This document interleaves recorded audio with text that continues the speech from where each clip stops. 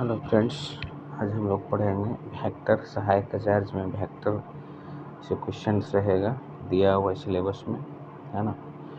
तो वेक्टर में हम लोग सबसे पहले समझेंगे कि फिजिकल क्वांटिटी क्या होता है। फिजिकल क्वांटिटी को हम लोग दो ग्रुप में डिवाइड करते हैं, एक स्केलर होता है, एक वेक्टर होता है ना। Physical physical quantity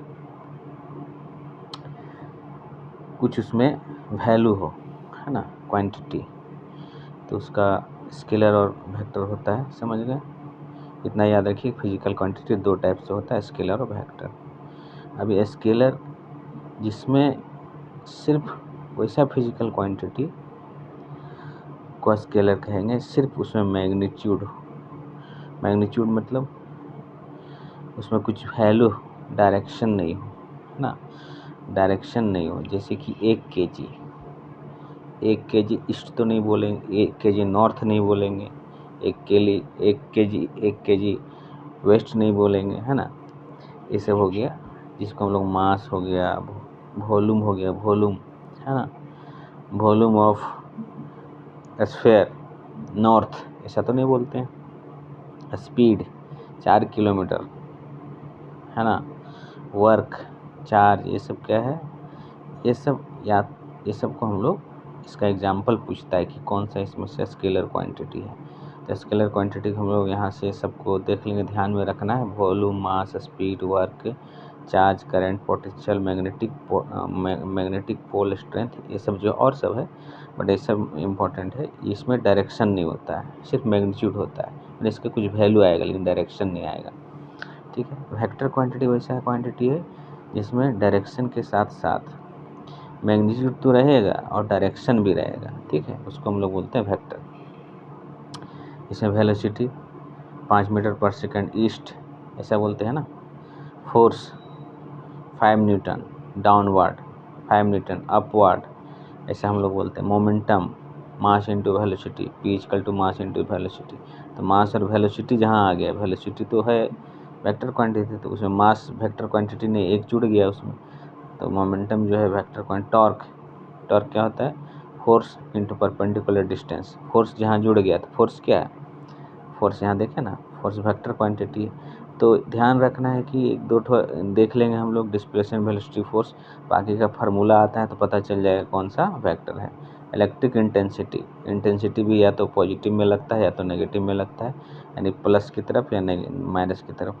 magnetic induction में भी डायरेक्शन होता है ना, अपवर्ड की तरफ या डाउनवर्ड की तरफ। ठीक है। मैग्नेटिक मोमेंट इसमें भी लगता है। तो ये सब वेक्टर क्वांटिटी हो गया। समझ गए, स्केलर और वेक्टर। तो ये स्केलर वेक्टर से यहाँ से क्वेश्चन आ सकता है, तो या तो स्केलर वाला का एग्जाम्पल देख लीजिए और नहीं तो वेक्टर वाला का एग्जाम्पल देख लीजिए। दोनों में से किसी एक को रट जाइए, दिमाग में रख लीजिए ताकि कन्फ्यूजन ना हो। ठीक है। और बाकी तो हम लोग समझते हैं थोड़ा सा और। अब ये है रिप्रेजेंटेशन। वेक्टर का रिप्रेजेंटेशन हम लोग बहुत पहले से जानते हैं, 9-10 से ही। एक तरफ एरो दिया रहता है, इसको ऊपर में हम लोग 0 से है तो 0 से लिखते हैं, रिप्रेजेंटेशन ऑफ वेक्टर। ठीक है, क्लियर।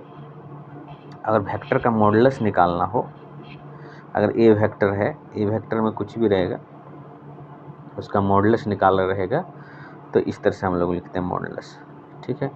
मॉडुलस क्या हो जाता है, जितना वेक्टर में जो भी क्वांटिटी रहेगा उसका स्क्वायर हो जाता है ना। अब एडिशन ऑफ वेक्टर, यहाँ से एक क्वेश्चन रहता है ना, ये बहुत इंपॉर्टेंट है। मान लीजिए ये ओ से ए तक एक वेक्टर है और ए से सी तक एक वेक्टर है, ये दोनों को ऐड करना है, जोड़ना है ना। तो कैसे होता है, एडिशन वेक्टर में कुछ पैरेललोग्राम का लॉ फॉलो करता है ना, पैरेललोग्राम लॉ, इसको पैरेललोग्राम लॉ है, देखिए। यानी ए वेक्टर यहाँ से इसका टेल और इसका हेड, और इसका टेल और इसका हेड, इसका टेल और इसका हेड एक दूसरे पर है ना। इसका जहाँ पे हेड ख़त्म हुआ है वहाँ से इसका टेल स्टार्ट हुआ, ये दोनों का रिजल्टेंट हम लोग का ये डायगोनल हो जाता है ना। तो सिंपली इसको हम लोग ऐड कर देते हैं, R equal to P plus Q, ये रिजल्टेंट हो जाता है। ठीक है, समझ गए एडिशन वेक्टर में। और इसको हम लोग यहाँ भी ले जा सकते हैं, AC को उठा के अगर हम लोग यहाँ ले गए तब भी यही रिजल्टेंट होगा, क्योंकि ध्यान रखना है कि एक का हेड, एक का टेल, एक का हेड, एक का टेल, ऐसा रहना चाहिए। दोनों हेड हेड नहीं रहेगा एक साथ, ठीक है। ऐसा रहने से जस्ट रिवर्स हो जाता है। अगर इसी को यहाँ रख दें तो नहीं होगा रिजल्टेंट। रिजल्टेंट के लिए क्या होना चाहिए? रिजल्टेंट के लिए होना चाहिए एक का टेल जहाँ से स्टार्ट हुआ, हेड ख़त्म हुआ, उसी हेड से दूसरे का टेल स्टार्ट होगा, है ना, दूसरा वेक्टर का, ठीक है। उसको इधर से उधर कर सकते हैं हम लोग, यहाँ से इसको उठा के जस्ट पैरेलल है तो ऐसा रख सकते हैं, इसको हम लोग यहाँ उठा के रख सकते हैं एज इट इज़, उससे कोई फ़र्क नहीं पड़ता। लेकिन अगर उल्टा कर देंगे इसको, अगर इसका हेड का डायरेक्शन अगर इधर कर देंगे तो यहाँ नेगेटिव हो जाता है, ठीक है, उल्टा करना। ध्यान रखिए, रिजल्टेंट क्या हो गया? P plus Q। समझ में आ गया? अब हम लोग देखते हैं इसका एक और फार्मूला होता है जो कि एग्ज़ाम में बहुत पूछता है, ठीक है। क्या पूछता है? R। रिजल्टेंट को हम लोग जब पीछे देखें ना, P प्लस R, इसका अगर हम लोग मैग्नीट्यूड लेंगे, मैग्नीट्यूड में क्या बोले थे हम, इस तरह से बार में रहेगा, इसका under root P square plus Q square plus 2PQ cos theta, ठीक है। ये बहुत इम्पोर्टेंट फार्मूला है, इसको देख लीजिए।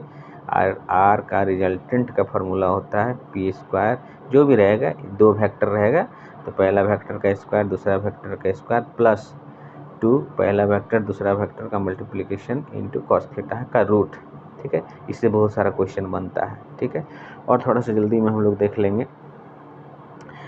कुछ फॉलो करता है law of addition, commutative law, मतलब P प्लस Q लिखें या Q प्लस P लिखें, ये इक्वल होता है। यहाँ से क्वेश्चन बनेगा कि वेक्टर एडिशन में कौन सा लॉ फॉलो करता है, कम्यूटेटिव, एसोसिएटिव, सब्सट्रैक्शन, ये सब।